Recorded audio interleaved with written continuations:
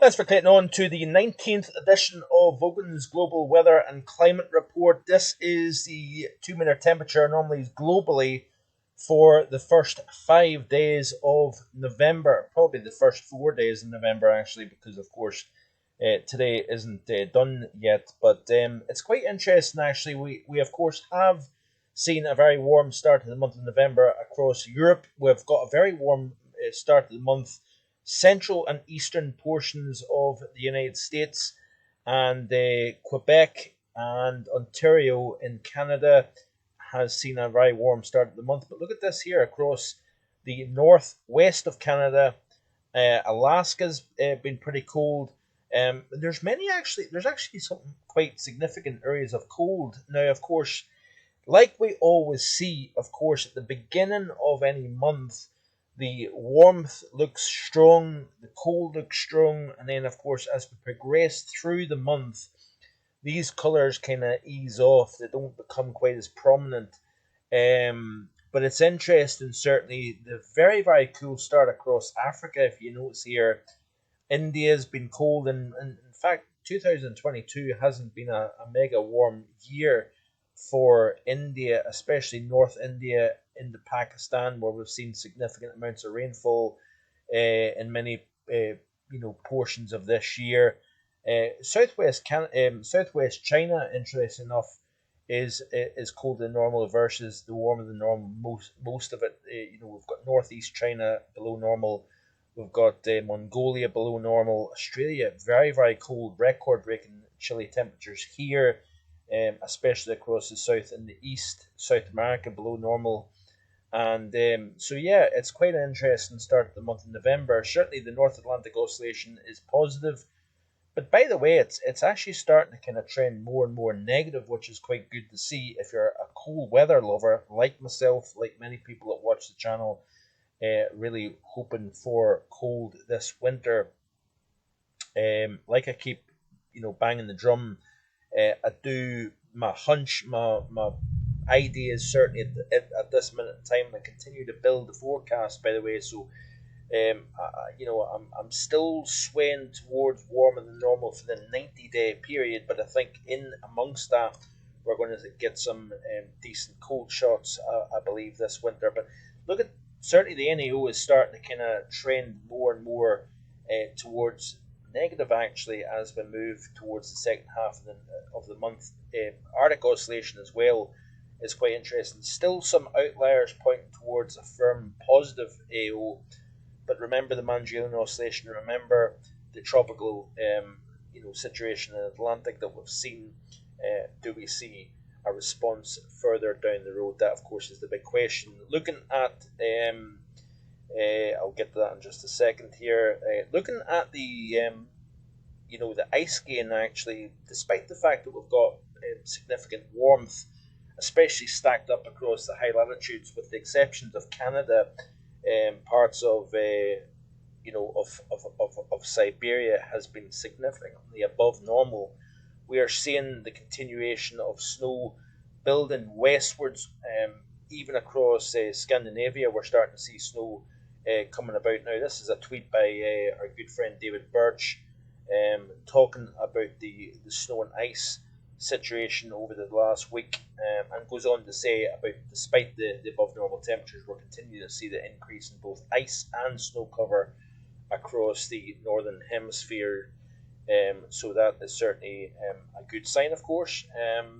But yeah, let's have a quick look at some of the long range stuff here, because the latest ECMWF seasonal forecast. Now, I know this isn't overly clear, and I do apologise, but this is a tweet here by somebody, Julius here, which he provides some very interesting stuff actually on Twitter.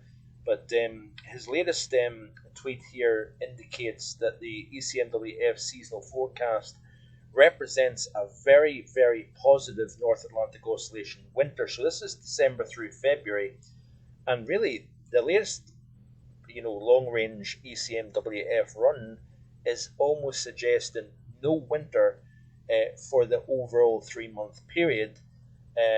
across not just Europe, but also across many portions of the Northern Hemisphere. In fact, the entire Northern Hemisphere looks quite a warm winter overall. Do I believe that? Do I buy into that? Well, who knows? Nobody knows what the future holds, of course. Certainly a warm winter for Europe, as you can see here. But looking at the Cfsv2, this is the same period, so December through February 2022 through 2023. And you can see here, again, very similar to the ECMWF, a lot of positives within the mid-latitudes. We've got a negative here, representative of a positive North Atlantic oscillation. And looking at Europe specifically, the same period, you can see here the negative to the northwest, above normal pressure from the Azores region all the way across Europe. 2-minute temperature anomalies here, not looking particularly nice indeed if you like cold weather. Warm compared to normal, very warm compared to normal across the north, wetter than normal, which is quite interesting. That goes on for me to say that we've had a very, very dry past 12 months across the.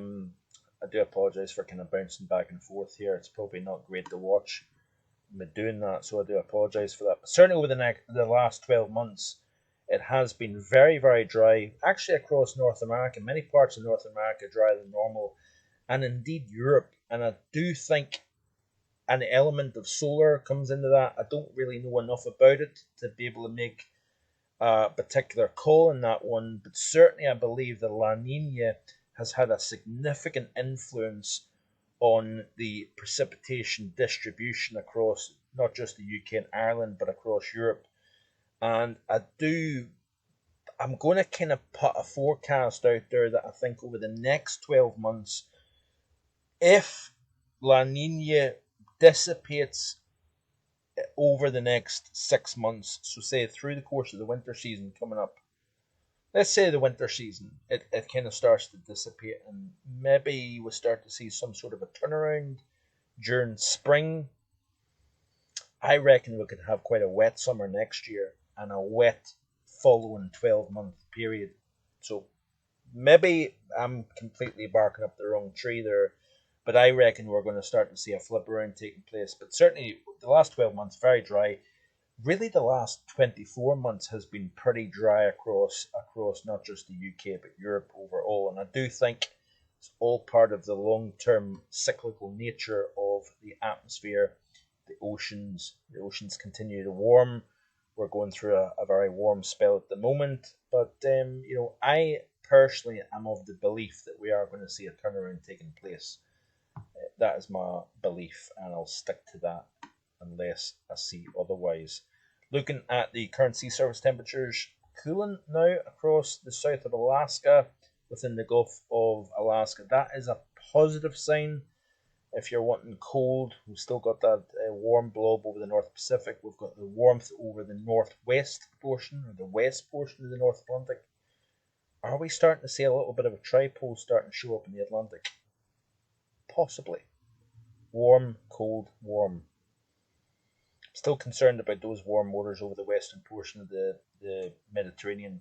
That could continue to boost the ridge over Europe, and that would be possibly a bit of a problem. But certainly we are seeing, as always, plenty of extremes on the table, temperature-wise, and it'll be interesting to see whether both the Arctic Oscillation and indeed the North Atlantic Oscillation can flip towards neutral once again. We are, getting to the point where we're overdue a cool winter. We've gotten off lightly last year, bit of a teaser the year before, and I've just recently bought a house. And in the past, I bought a house and the 09-10 winter came. And the first time I moved up to the north of Scotland in Invergordon, the UK has seen minus 23 for the first time since 1995. So is that maybe an omen?